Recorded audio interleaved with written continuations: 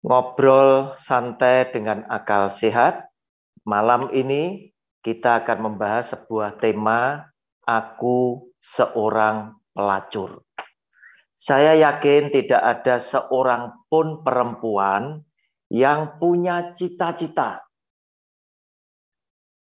Besok aku ingin menjadi seorang pelacur. Saya yakin tidak ada yang bercita-cita demikian. Tetapi menyedihkan sekali kita melihat kenyataan bahwa perempuan yang rela menjual dirinya sebagai seorang pelacur itu ternyata hidup di tengah-tengah kita. Bapak Ibu, firman Tuhan menasihatkan kepada kita, jangan kita mengolok-olok mereka, tetapi kasihanilah mereka. Kenapa? Karena mereka adalah sebagian dari umat ciptaan Tuhan yang memiliki nasib kurang beruntung.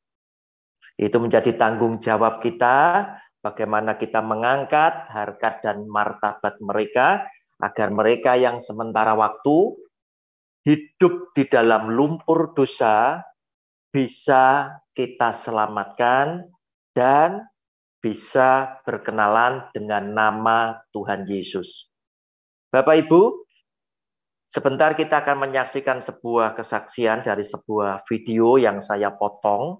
Jelas orang ini adalah dari kesaksiannya dia mengaku dia sebagai seorang pelacur, pekerja seks komersial, dan dia bisa menjadi terperosok seperti itu. Kita akan saksikan sendiri.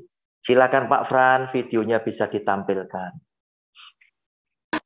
Mau Kak dengar, siapa tahu ada hikmah yang bisa aku ambil dari kisah kakak. Oke, aku lanjutin video part 3 ini ya. Karena tadi aku udah upload video kesaksian aku di part 2. Oke, jadi aku tuh jual diri jadi PSK, jadi penulis skriptis itu dari umur 12 tahun. Selesai aku lulus SD di Jawa Timur, aku pulang ke Manado dan aku mengalami satu masalah di mana keluarga aku hancur, keluarga aku pisah, mama papa aku pisah, dan aku menjadi anak yang broken home. Dan dari situ aku memilih untuk lari dari rumah, dan tidak sengaja aku berjumpa dengan pacar aku.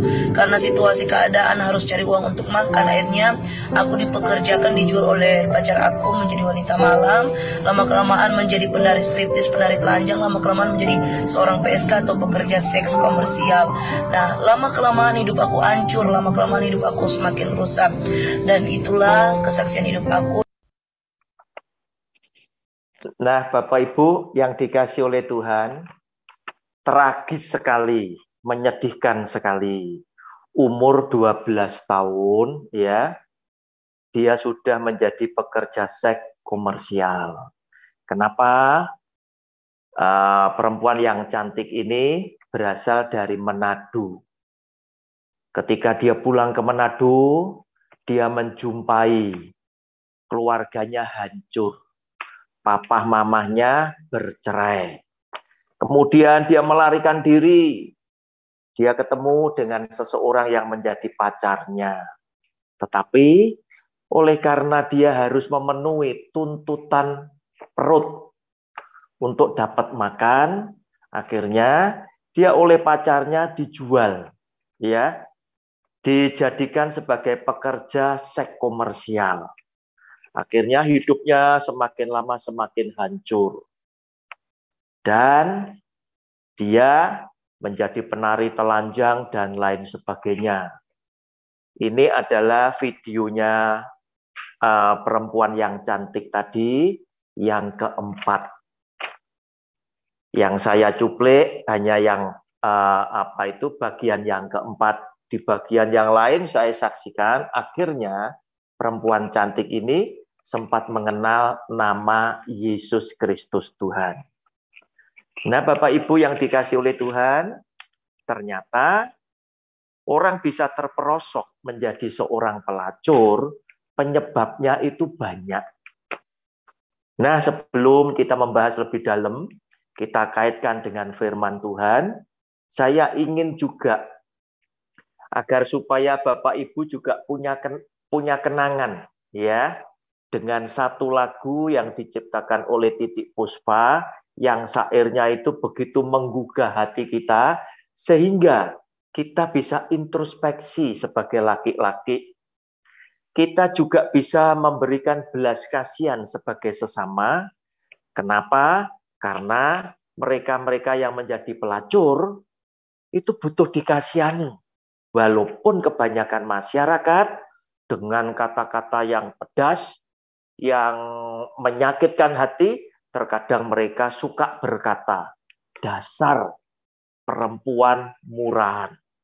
Nah, Bapak Ibu, inilah pujian dari Titik Puspa yang pernah hit di tahun-tahun, mungkin tahun 70-an.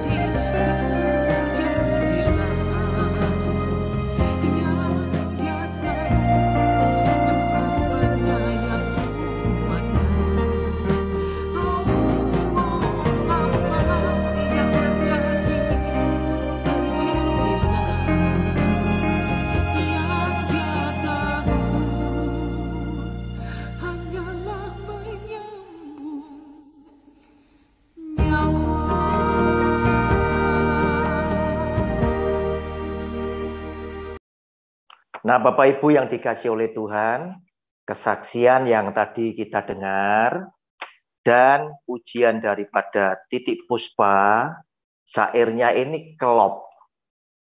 Kebanyakan dari mereka itu hanya ingin memenuhi tuntutan hidup untuk menyambung nyawa. Nah, Bapak Ibu, saya masih terlalu yakin, sesungguhnya masih terlalu banyak perempuan yang baik. Walaupun hari ini mereka itu terjerumus pada jalan yang salah, sehingga mereka harus menjadi seorang pelacur, seorang pekerja seks komersial. Nah, saudara, jika kita sekarang mau kaitkan dengan firman Tuhan, jelas Ulangan pasal 5 ayat 18 yang ada di dalam 10 perintah Tuhan berkata demikian. Ulangan pasal 5 ayat 18. Jangan berzina. Berarti zina itu berdosa. Nah, saudara, tapi apa yang terjadi pada kebanyakan perempuan yang lemah itu? Karena menghadapi keadaan keluarga yang hancur. Papa mamanya bercerai. Anaknya terbengkalai. Oleh karena itu, hati-hati. Jangan sampai ada perceraian di dalam hidup keluarga anak-anak Tuhan. Sebab itu akan memakan korban yang menyedihkan, memaitkan justru kepada anak-anaknya. Nah, akibat dia menghadapi keadaan yang menyedihkan ini, dia kabur tadi kata kesaksiannya dalam video yang kita tonton tadi. Dia kabur, dia ketemu dengan pacarnya. Tetapi apa yang terjadi, Bapak Ibu? Justru pacarnya ini yang menghantarkan dia dipekerjakan di tempat yang salah. Sampai-sampai akhirnya dia menjadi pekerja seks komersial. Nah, saudara, menyedihkan kan? Nah, oleh karena itu, hati-hati. Jangan sampai kita membuat satu kesalahan yang mengakibatkan kesalahan yang lain itu muncul lagi.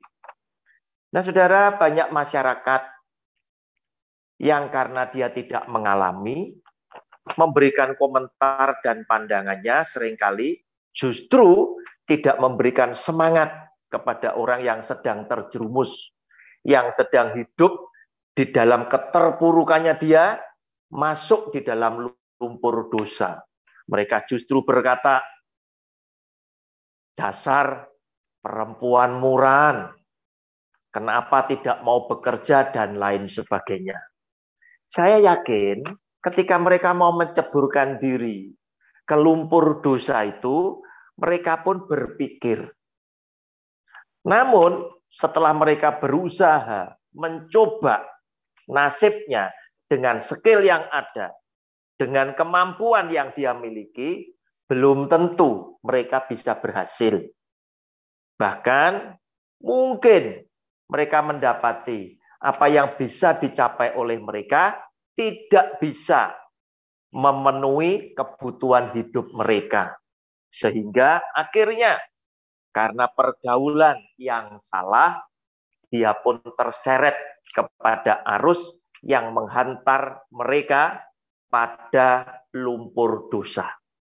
Bapak Ibu, jika kita hanya bicara tentang jinah, sebetulnya jinah ini macamnya kan bukan hanya seorang perempuan menjadi seorang pelacur. Tetapi dari syair lagu tadi dipertanyakan juga, apakah laki-laki yang datang itu juga adalah orang yang suci, yang sering memanfaatkan jasa daripada perempuan pekerja seks komersial ini tadi juga orang yang suci.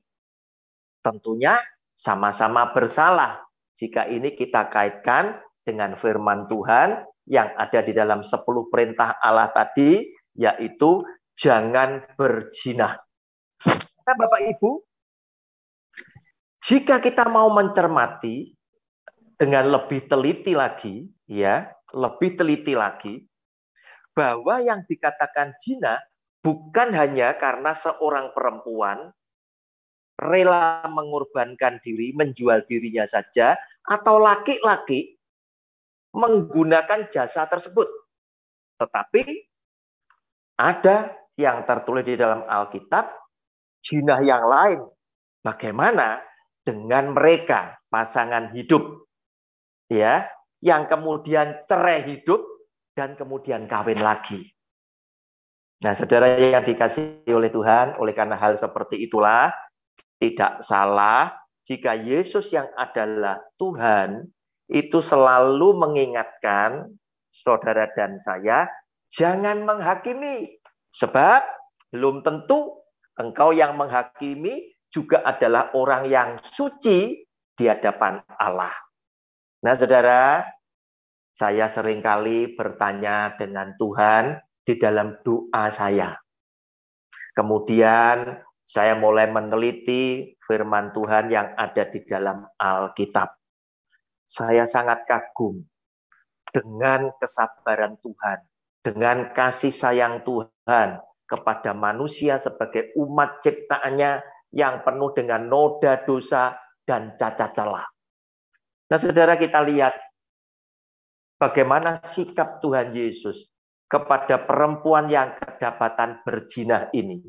Yohanes pasal 8, kita baca mulai ayat 7 sampai dengan ayat yang ke-11. Yohanes 8 ayat 7 sampai 11. Dan ketika mereka terus-menerus bertanya kepadanya, ia pun bangkit berdiri lalu berkata kepada mereka, barang siapa di antara kamu tidak berdosa, hendaklah ia yang pertama melemparkan batu kepada perempuan itu. Lalu ia membungkuk pula dan menulis di tanah. Tetapi setelah mereka mendengar perkataan itu, pergilah mereka seorang demi seorang, mulai dari yang tertua, akhirnya tinggallah Yesus seorang diri dengan perempuan itu yang tetap di tempatnya. Lalu Yesus bangkit berdiri dan berkata kepadanya, hai perempuan, di manakah mereka? Tidak adakah seorang yang menghukum engkau? Jawabnya, tidak ada Tuhan. Lalu kata Yesus, aku pun tidak menghukum engkau. Pergilah dan jangan berbuat dosa lagi mulai dari sekarang. Bapak Ibu, apa yang dilakukan oleh Tuhan Yesus kepada perempuan yang kedapatan berzina. Kemudian orang-orang yang menangkap perempuan yang berzina ini datang kepada Tuhan Yesus dengan mengingatkan kepada Tuhan Yesus bahwa menurut kitab Taurat Musa, orang yang kedapatan berzina harus dilempari batu sampai mati. Yesus yang adalah Tuhan tidak mengelak. Dia berkata, ya, memang itulah yang tertulis. Tetapi Tuhan Yesus adalah Tuhan yang sangat bijak. Oleh karena itu ketika saya seringkali ada orang yang konseling ke saya, atau curhat ke saya, atau minta pendapat kepada saya selalu ingat dengan kata-kata Tuhan Yesus yang ada di dalam Yohanes pasal 7 ayat 23 dan 24. Saudara, inilah yang seringkali dipakai oleh Tuhan Yesus untuk memutuskan sebuah keputusan penghakiman. Jikalau seorang menerima sunat pada hari Sabat, supaya jangan melanggar hukum Musa, mengapa kamu marah kepadaku? Karena aku menyembuhkan seluruh tubuh seorang manusia pada hari Sabat. Ayat 24, perhatikan. Janganlah menghakimi menurut apa yang nampak, tetapi hakimilah dengan adil. Bapak Ibu, ayat firman Tuhan dari Yohanes pasal 7, 23, 24 itu adalah ketika Tuhan Yesus pada hari Sabat menyembuhkan orang sakit. Nah, ahli Taurat dan orang Farisi selalu mencari celah untuk menyalahkan Tuhan Yesus supaya dia bisa dihukum. Kemudian Tuhan Yesus berkata seperti itu. Nah, kamu melakukan sunat kan harus pada hari Sabat menurut hukum Taurat Musa. Pada di hari Sabat seharusnya kan tidak boleh mengerjakan apa-apa. Tuhan Yesus berkata, salahku ada di mana? Aku menyembuhkan seluruh tubuh juga pada hari Sabat.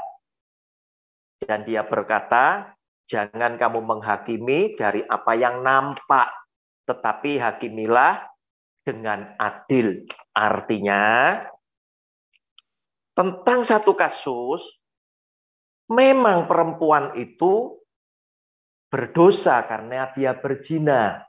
Tetapi Yesus Kristus Tuhan tidak melihat dari apa yang nampak, tetapi lebih daripada yang ada di balik perbuatan itu terjadi apa. Sehingga perempuan ini mau melacurkan dirinya. Itulah yang menjadi bahan pertimbangan Tuhan Yesus.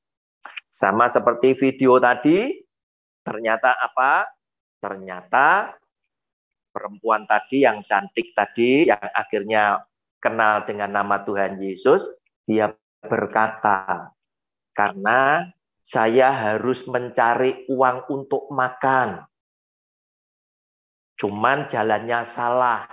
Oleh pacarnya, dia dihantar ke satu tempat untuk bekerja sebagai perempuan seks komersial.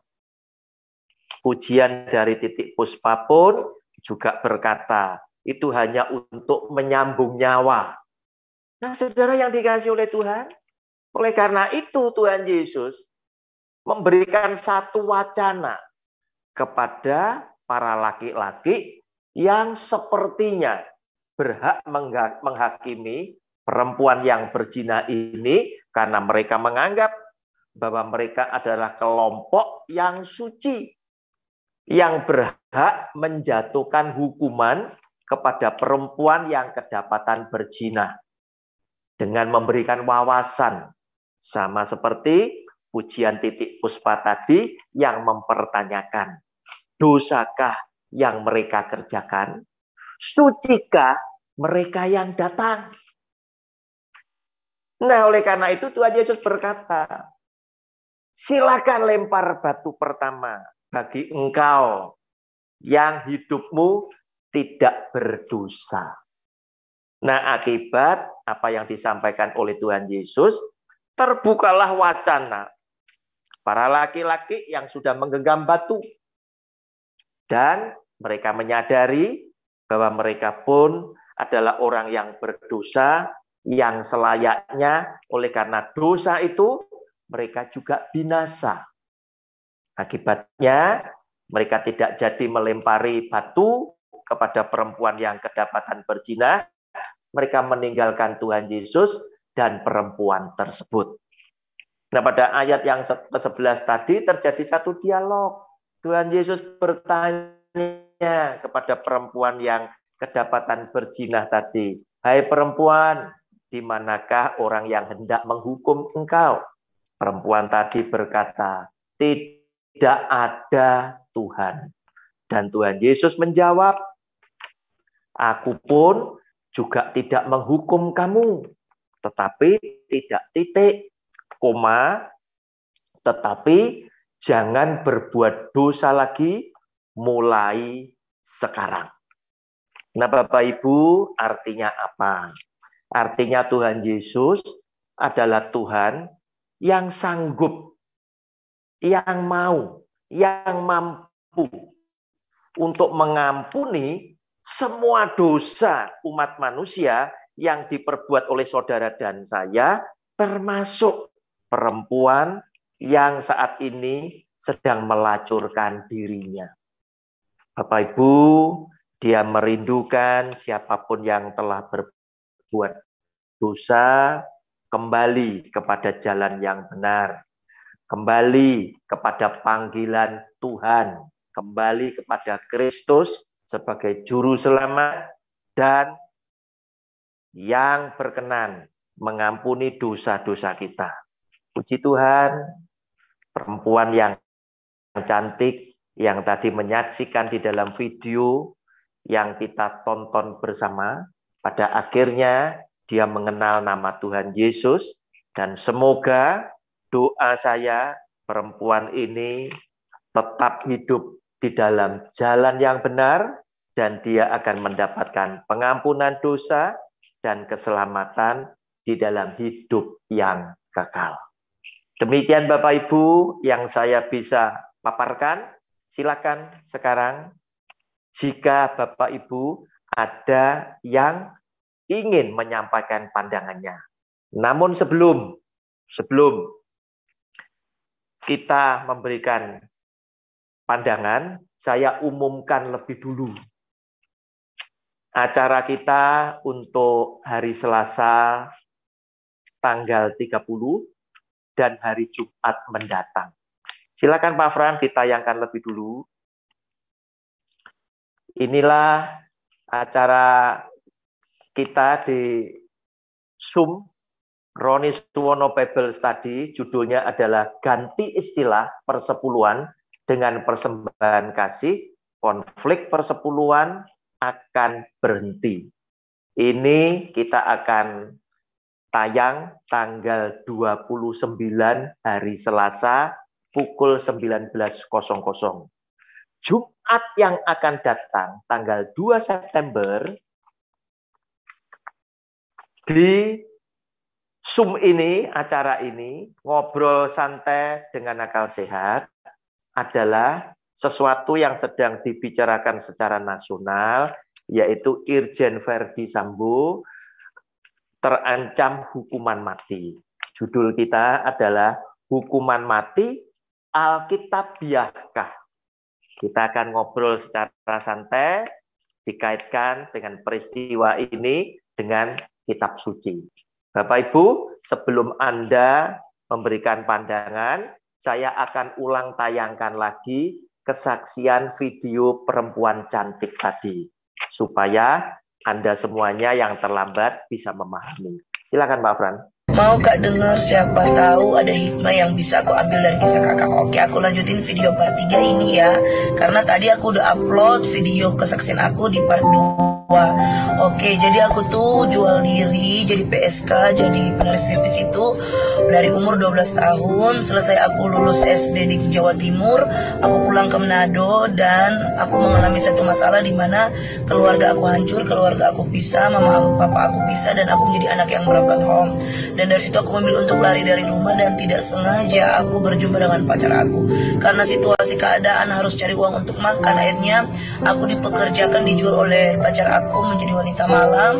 Lama-kelamaan menjadi penari striptis, penari telanjang, lama-kelamaan menjadi seorang PSK atau pekerja seks komersial. Nah, lama-kelamaan hidup aku hancur, lama-kelamaan hidup aku semakin rusak. Dan itulah kesaksian hidup aku. Nah Bapak Ibu, itulah kesaksiannya. Silakan yang mau memberikan pandangan. Ada Pak Yunus Timotius, ada Pak Yuni Haryadi, Bu Ripka, Pak Michael, Pak Sutopo, Pak Yuce, Bu Liani, Bu Syuing, Bu Wiji.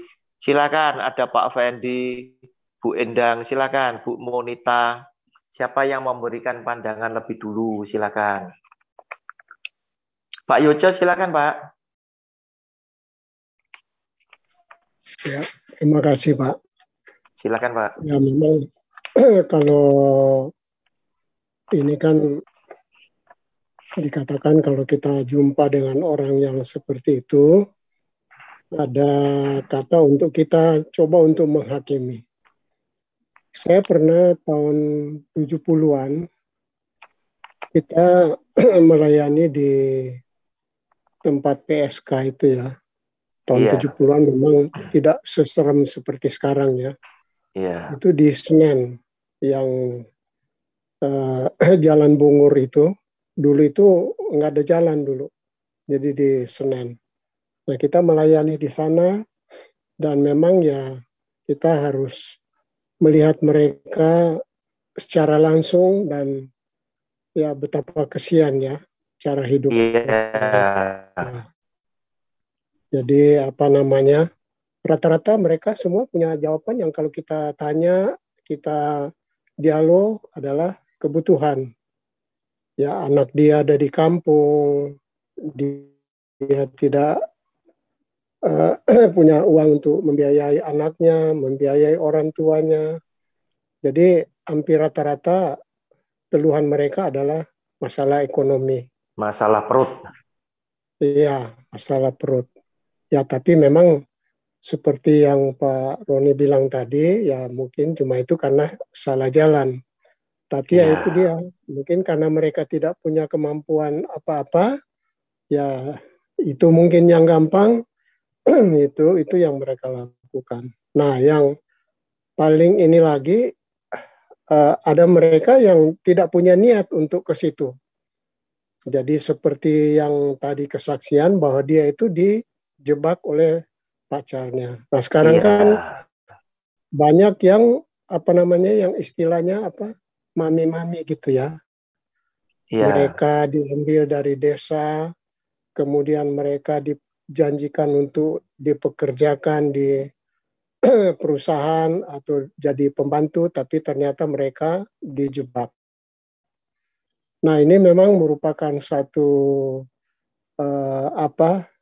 sesuatu yang eh, pergumulan kita sebagai anak-anak Tuhan. Pergumulan bagaimana kita, adakah kita juga berdoa untuk mereka yang apa namanya, yang jatuh di dalam lingkaran yang kadang begitu sulit untuk mereka keluar. Jadi saya pikir kita sebagai anak-anak Tuhan jangan menganggap bahwa diri kita itu suci, terus kita menghakimi mereka. Tapi mari kita menyadari bahwa ini merupakan satu tanggung jawab kita juga untuk membawakan mereka dalam doa. Nah, memang mungkin ya untuk bersaksi ya kalau kita berjumpa atau di mana kita bisa ketemu, kita bercakap-cakap, ya itu. Tapi kalaupun tidak, kita mendoakan itu sesuatu yang luar biasa. Apakah mulut kita terbuka untuk mendoakan untuk mereka? Saya kira itu Pak Roni. Terima kasih. oke, terima kasih Pak Yoje. Senang sekali jika kita sepakat, jika ketemu dengan orang-orang yang terpuruk di dalam kehidupannya, apalagi jatuh di dalam dosa, kita tidak menghakimi, tidak menghujat, tidak mengolok-olok mereka, tetapi justru kita mendoakan mereka karena ini memang merupakan salah satu tanggung jawab kita seperti yang Kristus sudah sampaikan dan dia lakukan sendiri. Bahwa aku datang bukan untuk orang benar, tetapi aku datang untuk orang berdosa agar mereka bertobat. Terima kasih Pak Yoje.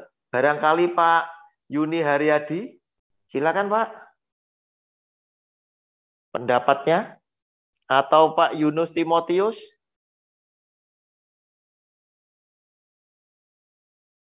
Pak Michael, Pak Yunus silakan Pak. Ya, baik. Shalom semuanya. Shalom, shalom. Jadi mengenai pelacuran ini bisa ditinjau dari sosial, nanti masuk istilah pekat, penyakit masyarakat. Iya. Bisa ditinjau dari hukum pidana. Iya. Ada pasal-pasalnya. Jadi pelaku pelacuran dan orang menggunakan pelacur juga bisa kena. Bisa juga ditinjau dari sisi agama. Iya. Nah, kalau ditinjau dari segi sosial,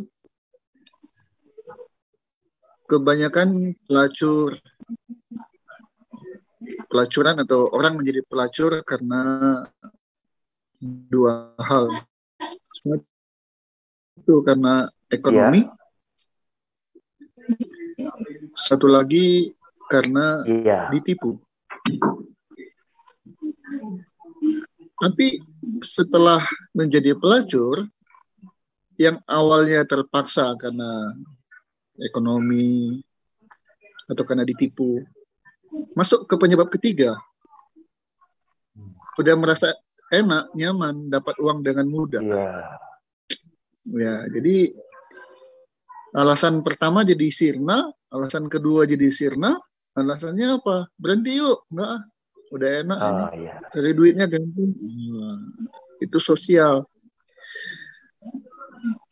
Kalau dari sisi pidana, nah ini memang bisa menakutkan bagi orang-orang yang tertangkap.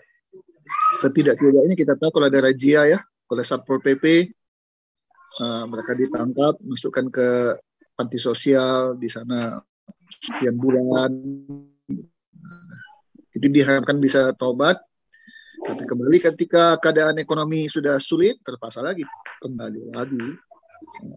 Nah, dari sisi agama, jelas dosa.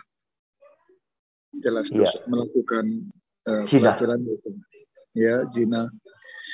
Juga putus asa, merasa udah nggak ada jalan lain, nah itu juga kan dosa kan. Dia tidak beriman bahwa sebenarnya kalau dia punya iman pasti jawaban pertolongan Tuhan ada. Ya, tapi kan dia sudah udahlah gampang aja lah, udah ngambil jalan gampang. Oke.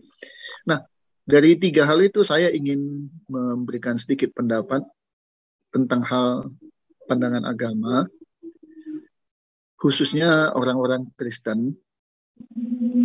Sayangnya orang Kristen yang harusnya belajar tentang kasih, harus menerapkan kasih, tapi begitu tahu ada orang jadi pelacur, entah dia kenal atau tidak kenal, apa itu tetangga, apalagi itu kalau kerabat dekat, yang ada adalah langsung menghakimi, langsung menyalahkan, dan kemudian menjauh dari pelacur. Merasa diri, kamu nggak seperti kami orang suci, kamu orang berdosa. Nah, kalau ini dilakukan bukan oleh orang Kristen, ya wajar lah, mereka nggak punya kasih. Tapi kalau ini dilakukan oleh orang Kristen, ini ironi. Harus orang Kristen itu merangkul. Ya, meskipun dosamu merah, tetap bisa dibersihkan jadi putih. Itu harusnya yang dilakukan oleh orang Kristen. Jadi ya saya harap kita yang ada di Zoom ini tidak dalam kelompok seperti itu. Kita jangan hanya bilang kasih-kasih di mulut, begitu tahu ada yang jadi pelacur langsung diomongin, langsung ini. Enggak, jangan. Tidak ngomongin aja udah bagus gitu. Iya. Nah, itu aja dulu ya. Tidak ngomongin aja udah bagus. Diam aja lah udah. Daripada ngomong tapi nggak bisa kasih solusi juga. Nyalahin orang. Lebih bagus kalau tidak ngomongin tapi juga bergerak. Membantu apa yang bisa diberi jalan keluar untuk ekonomi, dikasih pekerjaan kah, dikasih peluang bisnis kah, dan sebagainya. Ya, itu jauh lebih baik. Nggak usah langsung dikhotbahi, ini dosa, ini apa? Dia juga udah tahu itu dosa. Ya nggak ada pelacur bilang, kamu tahu nggak ini dosa? Oh nggak tahu tuh, ini dosa ya, gitu. Nggak ada. Yang mereka butuhkan adalah perhatian, kepedulian, simpati, solusi. Itu yang mereka butuhkan. Nah, terakhir, mungkin melalui Pak Roni atau melalui siapapun, mungkin terpikir kita mulai mencari sebuah solusi ya. Selama ini nggak pernah ada kepikiran pelacur harus diapain, itu urusan pemerintah lah. Nah, gereja, umat Kristen peduli hanya kepada PA, persekutuan, komsel. Kita menggarami yang sudah asin gitu ya. Nah, sementara mereka yang sudah tidak asin lagi, sudah kering, sudah ini ya. Nah, bagaimana kita bisa menggarami mereka? Bukan dengan khotbah, tapi dengan satu solusi yang nyata, Nah, membuka lapangan kerja. iya, gitu ya. Tadi Surabaya dibuat, ayo sebuah yayasan yang bergerak di bidang, ya, ada kan yatim piatu, oke lah udah banyak panti asuhan, gitu ya. Tapi untuk yang seperti ini, adakah yang peduli? Nah ini kalau ada yang begitu, saya pikir 2 jempol harus diacungkan untuk kegiatan-kegiatan yang memperhatikan dan peduli pada pelacur. Jadi sebagai penutup, kalau nggak bisa membantu pelacur, lebih baik diam saja dulu dah. Itu jauh lebih baik daripada nambah-nambahin masalah. Sekian dulu dari saya, Pak Roni. Tuhan Yesus memberkati kita. Terima kasih Pak Yunus. Pandangannya sangat memberkati kita. Kasihan sebetulnya pelacur ya.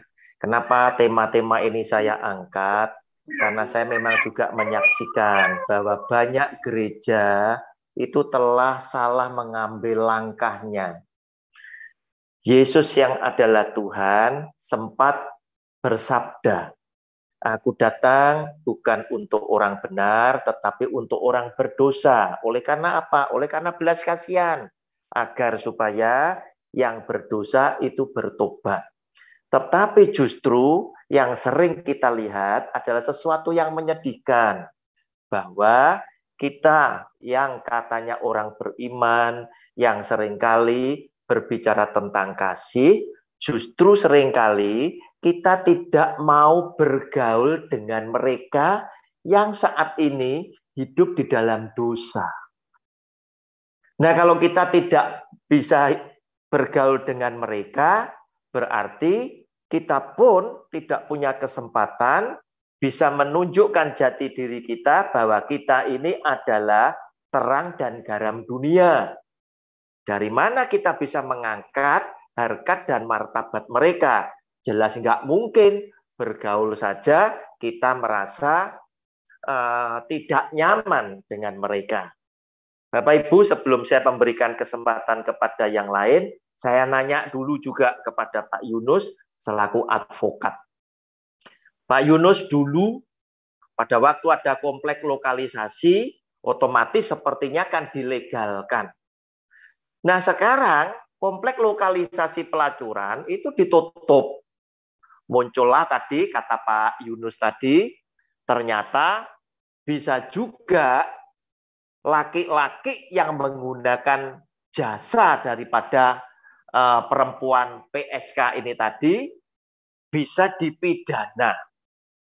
Nah pertanyaan saya, misal mereka ini kena gerebek Pak, seberapa sih hukuman pidana tersebut kepada yang laki-laki dan kepada yang perempuan? Ini apakah sama? Beratnya hukuman, atau yang laki bebas?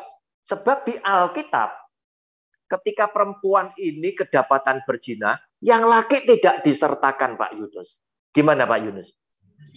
Kalau bicara soal hukuman, ini tergantung kejadian dan pelakunya.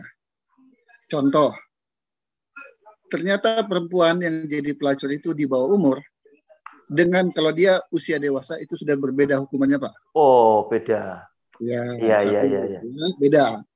Untuk anak yang masih di bawah umur, selain berlaku untuk KUHP, bisa juga berlaku Undang-Undang Perlindungan Anak. Itu lebih berat. Yang disebut anak-anak itu sampai usia berapa Pak Yunus? Ya, 17 tahun Pak. 17 tahun termasuk anak Mas Yan? Di bawah 17 tahun. Oh, di bawah 17 tahun. Ya. Jadi, ada kan istilah pedofilia. Oh, pedofilia, ya. Yang dia lebih senang dengan anak-anak. Oke, pedofilia. Ini perempuan dan laki-laki. Jadi gay pun ada pedofilia juga. Gitu. Oh, ya. Jadi gay juga ada. Sesama dewasa, pedofilia. itu pun wajar. Tapi ada homo, gay, yang lebih suka dengan anak laki-laki. Itu juga sama pedofil. Dulu robot gede, itu semua korbannya adalah anak-anak semua. Begitu juga laki-laki menggunakan PSK perempuan, dia memilih tidak yang dewasa, tapi lebih memilih yang anak-anak di bawah usia, di bawah umur. Nah, itu pedofil. itu pedofil hukumannya jauh lebih berat dibandingkan dia daripada membunuh yang dewasa. Nah, itu. Jadi usia pelaku dan korban atau ya sama kan, PSK juga kan pelaku kan, dua-duanya kan. Ya, Beda. dua-duanya kena ya. Ya, beda dengan perkosaan. Ah, itu satu pelaku, satu korban. Ya. Oke, ya. Jadi tergantung usia. Juga tergantung status perkawinan, Pak. Maksudnya? Seorang lajang dengan seorang yang sudah beristri itu beda, Pak. Oh. Nah, jadi kalau salah satu sudah bersuami atau beristri, jadi kan gini, laki-laki bisa aja bujangan, bisa juga punya istri kan? Iya, punya istri. Sama PSK yang perempuan juga kan bisa lajang, bisa juga punya suami kan? Iya, betul. Salah satu sudah berkeluarga, nah itu disebut perzinahan, Pak. Oh, ini memberikan hukuman yang lebih berat, begitu ya Pak Yunus? Ya, beda. Beda ya. Jadi yang sudah menikah dengan yang belum menikah itu juga berbeda, Pak. Iya. Cuman Pak Yunus yang sering kali kita baca di surat kabar maupun yang kita dengar di televisi, berita-berita, yang sering kali diproses lebih berat itu kok yang perempuan ya Pak ya. Pelaku laki kan sering kali sekali dua kali berita, habis itu kan tidak ada beritanya Pak. Apakah memang yang laki dibebaskan seperti di Alkitab ini tadi, yang kegerebek ini tadi, loh, yang diadili cuma yang perempuan begitu loh. Nah begini, ada dua hal Pak. Yang pertama, jarang sekali ada razia kemudian dibawa ke pengadilan. Iya. Itu jarang. Yang ada adalah diselesaikan dengan perda, peraturan daerah. Oh. Nah, itu yang umumnya terjadi. Ya. Jadi polisi pamong praja atau Satpol PP. Satpol PP. Iya. Nah, tapi kalau masuk ke polisi, Polri, nah itu udah langsung kepada pengadilan. Kalaupun masuk itu dipiring, Pak, tindak pidana ringan. Oh, tindak pidana ringan. Juga tunggal, ya tidak majelis 3 orang. Iya, dipiring. Jadi udah denda sekian. Kalau nggak bisa bayar denda, kurungan 3 hari, 5 hari, 7 hari. Iya. Itu yang pertama. Iya. Dan yang kedua, kenapa lebih ramai diberitakan perempuannya pada laki-laki? Iya. Ya kan? Apakah laki-lakinya bebas? Tidak, Pak. Laki-lakinya tidak bebas. Tapi kan berlaku bad news is good news. Oh, iya. Anjing menggigit orang itu bukan berita, tapi orang menggigit anjing, itu baru berita. Laki-laki diberitakan menggunakan PSK itu nggak berita, Pak. Iya. Dia nggak mau baca, nggak mau nonton. Tapi kalau perempuan, pelacur perempuan tertangkap di razia, orang lihat, cantik nggak ya? Iya. Apalagi kalau orang ini public figure begitu ya, wah jadi ramai. Itu, jadi ya media perlu berita yang menarik untuk publik supaya dia laku. Maka dipilihlah beritanya tentang pelacur perempuannya itu, bukan laki-lakinya. Iya. Di sana tidak ada keadilan dalam pemberitaan. Oke, Pak Yunus. Terima kasih, Pak Yunus, atas semua jawabannya. Puji Tuhan, saya punya teman-teman ini sudah mulai kembali ke jalan yang benar, yang dulunya miring-miring, sekarang mulai bisa mengikuti firman Tuhan. Semoga berlanjut terus menjadi kebaikan. Silakan Pak Yuni Haryadi tadi buka mic-nya. Monggo Pak.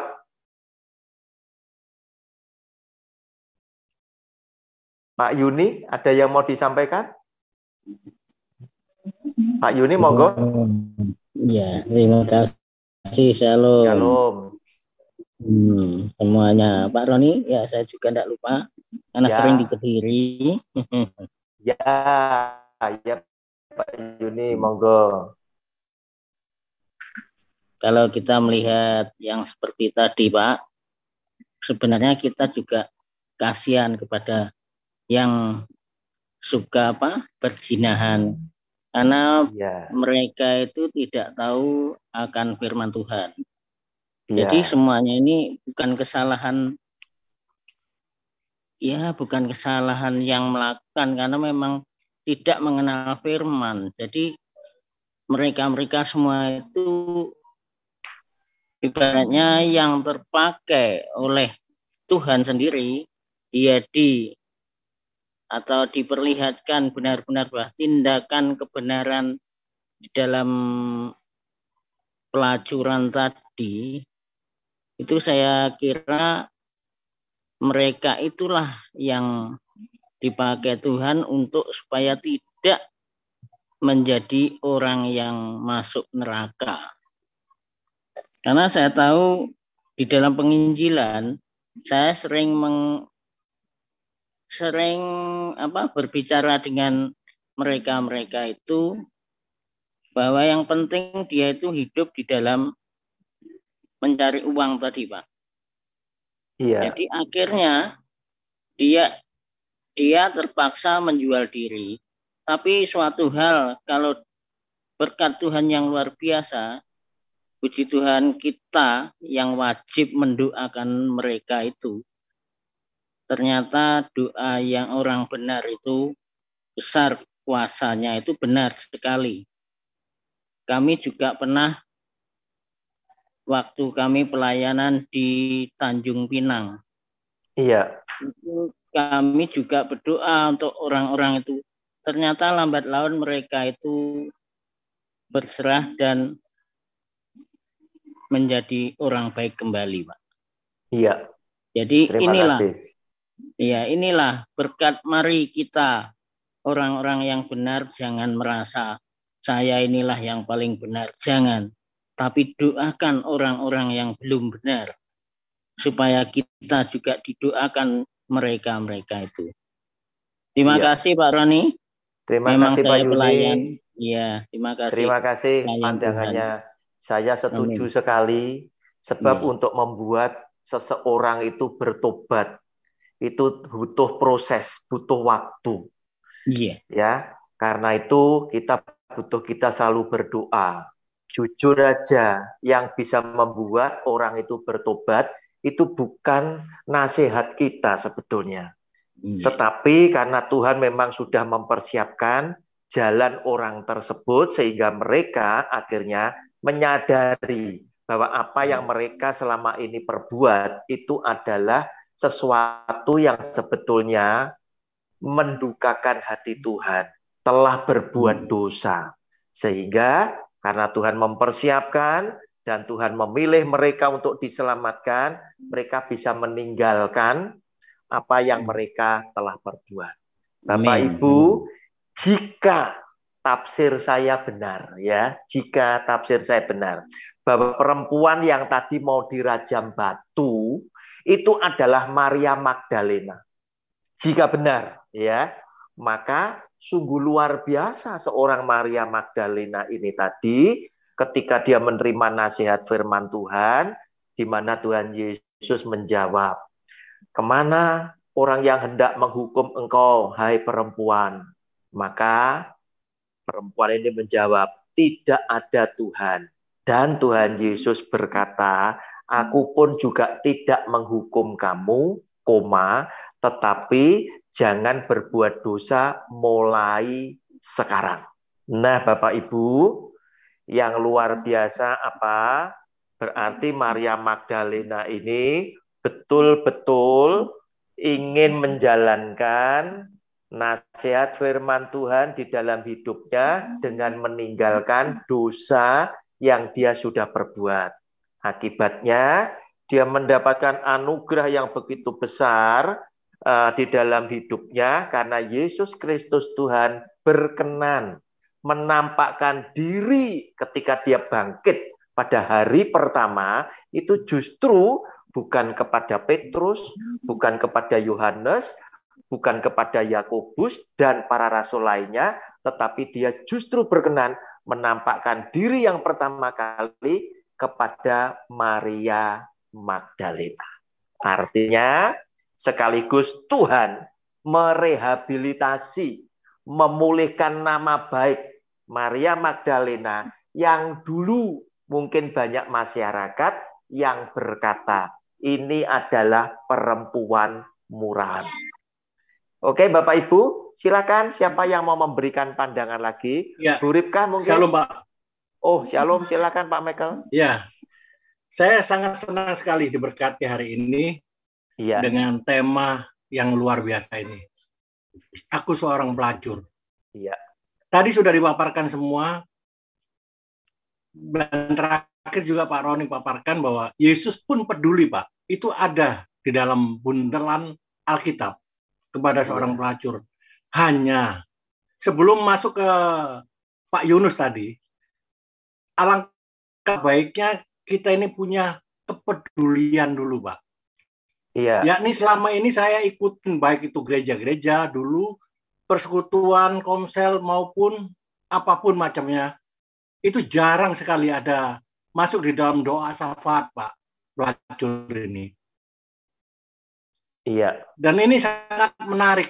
Tema hari ini itu mengingatkan saya kalau tidak melihat ada di samping kita. Kadang-kadang di samping kita. Contohnya saya dulu di Duku Kupang itu dekat sekali dengan komplek Doli. Iya, tapi tidak mungkin berdoa untuk mereka. Begitu. Kadang-kadang saat kita baru mereka mau bertobat, barulah kita ini berdoa buat mereka. Tapi hari lepas hari biasanya tuh tidak ingat sama sekali untuk berdoa. Termasuk di satu doa pokok di syafaat itu belum pernah ada. Saya pernah dengar hamba Tuhan atau majelis atau bawahan semuanya untuk berdoa, para pendoa pelacur. Sedangkan kalau kita lihat Tuhan Yesus pun peduli, harusnya kita juga tidak usah seperti Pak Yunus katakan menolong, paling tidak mendoakan saja, Pak. Salah satunya ya tadi itu yang dikatakan Pak Yunus, itu berbuat, kasih itu, lakukan. Tapi paling pertama adalah doakan supaya mereka sadar dan bertobat. Itu yang paling penting. Yang kedua bukan hanya pelacur aja, Pak. Mungkin pelakor juga. Itu perlu kita doakan. Itu anggap pelacur juga, pelakor juga sama itu mereka itu. Cuma mereka tidak diuangkan. Itu aja.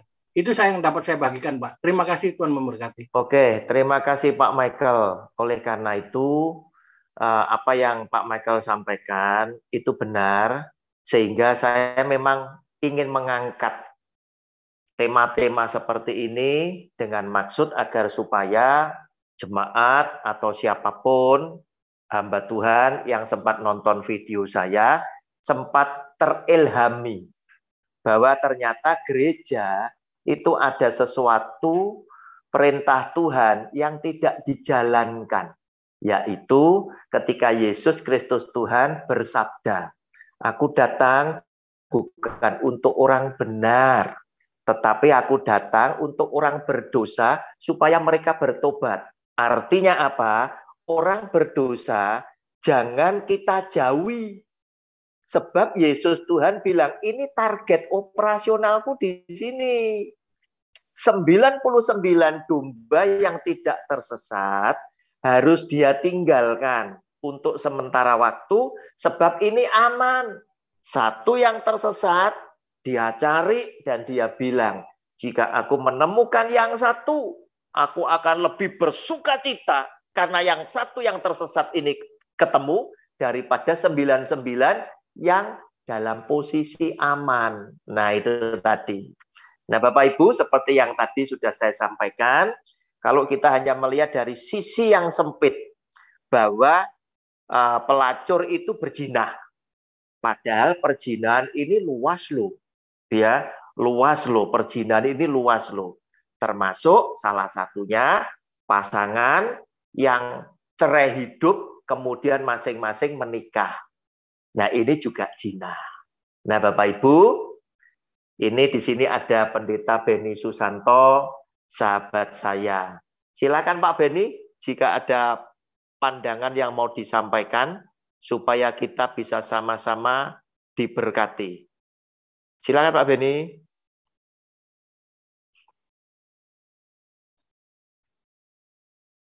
Ada Pak Beni? Oke, enggak ada.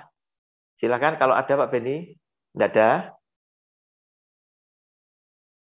Ada Pak Sutopo, Pendeta Sutopo. Silakan kalau ada. Atau Bu Liani, Pak Effendi, Bu Wiji. Bu Ripkah ada, Bu? Silakan, Bu.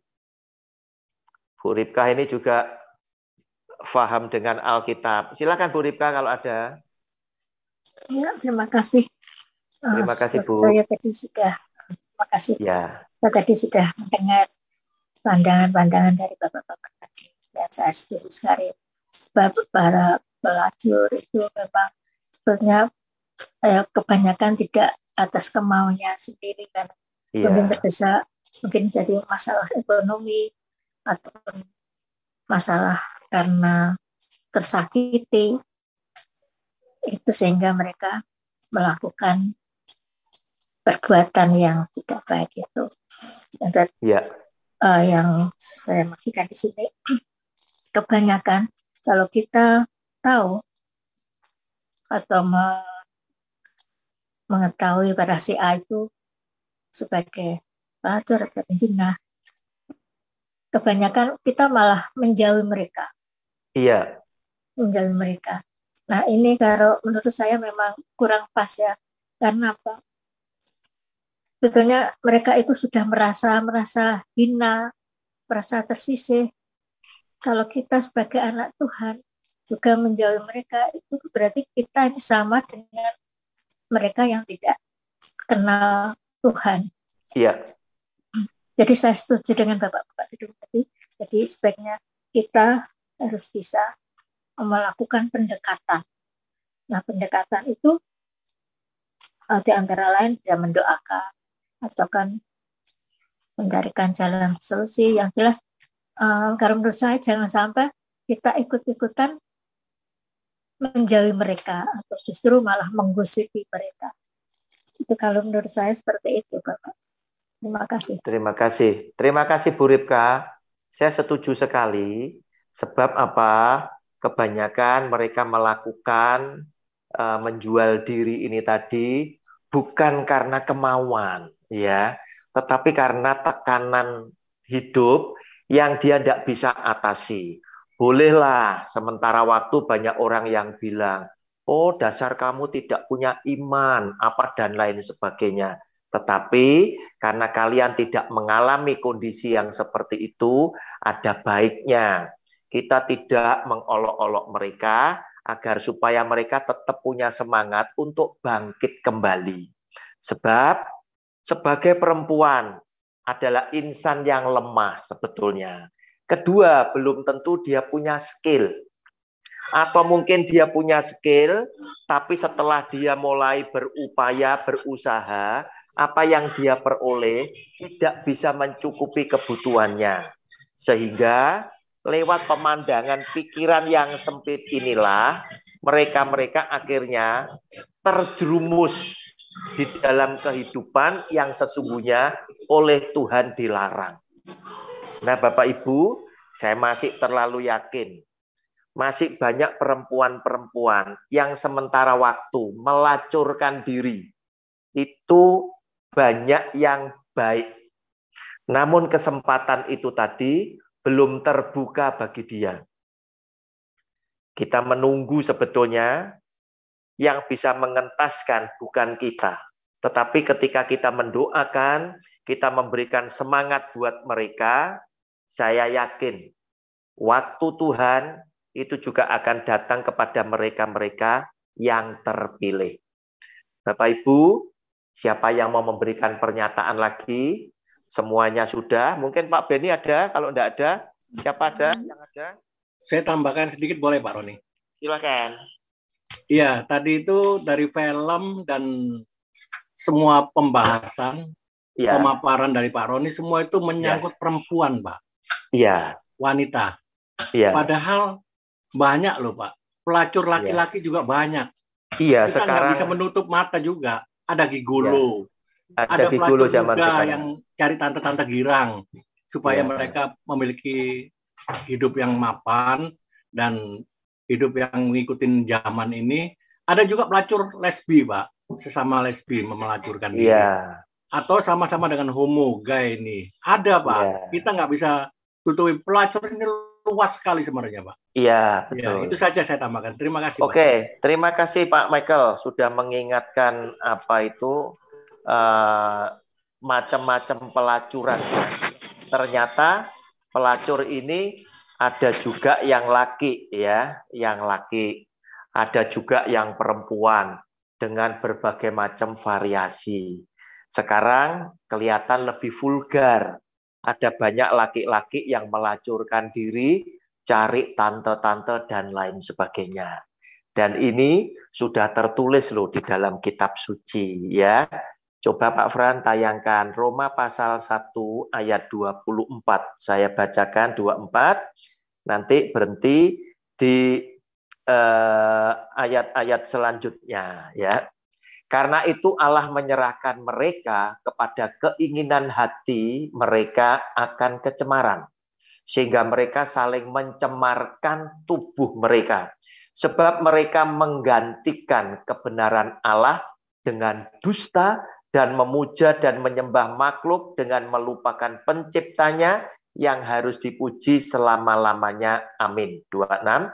Karena itu Allah menyerahkan mereka kepada hawa nafsu yang memalukan.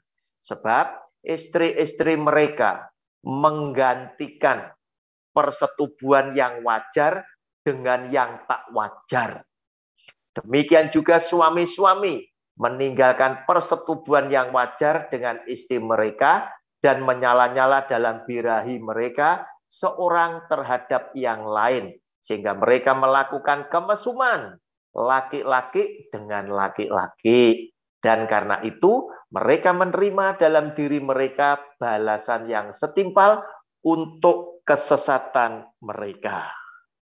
Ya, sampai di sini. Bapak Ibu, ternyata homoseksual, lesbian, perilaku seks yang tidak wajar, itu sudah tertulis lama di dalam Alkitab. Nah, di zaman modern ini semakin nampak di permukaan masyarakat. Oke, terima kasih Pak Michael. Terima kasih Pak Yuni, Pak Yunus, dan Pak Yuce. Apakah masih ada yang mau disampaikan? Ini ada Bu Rida, ada Pak Rasmono. Silakan kalau ada. Jika tidak ada, kita akan akhiri. Kita akan ketemu hari Selasa pukul 19.00. Saya akan membahas tentang pengajaran daripada Pastor Joseph Prin tentang persepuluhan yang tidak alkitabiah. Judulnya ganti istilah persepuluhan dengan persembahan kasih, konflik persepuluhan akan berhenti. Sampai di sini Bapak Ibu yang dikasihi oleh Tuhan, kita ketemu hari Selasa mendatang dan Jumat yang akan datang. Judulnya adalah hukuman mati alkitabiahkah. Sampai ketemu. Selamat malam Pak Rasmono, Pak Michael, Bu Ripka, Pak Beni, Pak Topo, Pak Effendi, Pak